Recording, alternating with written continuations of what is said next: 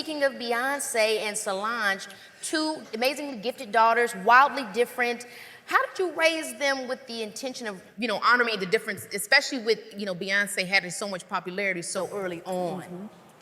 Well, Beyonce, by the time she was like 10 or 11, was in a singing group. Yeah. And Solange was they're 5 years apart. So it was a big gap between them.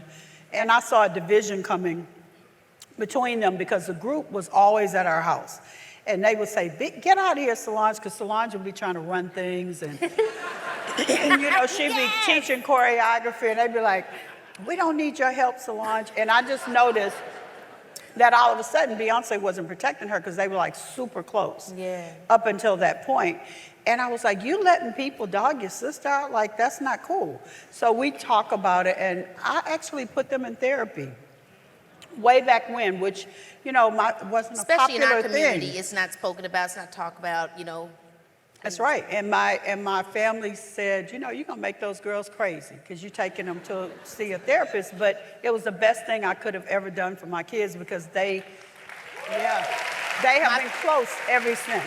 It's very true, and it's so amazing to hear you talk about that foresight that you had, because it was the same thing with me and my family. I'm going on the road with my mom, we're going everywhere, and we're coming back, and I'm having such a different experience because I'm traveling all out around the world, and my siblings aren't having that same experience. Right. And so it comes a point where the parent have to figure it out, and so my parents would do everything they can so we could be all together. And then when I got about 17, I started going to therapy, and then we started going to family therapy, and it really— I love it. It really changed our lives.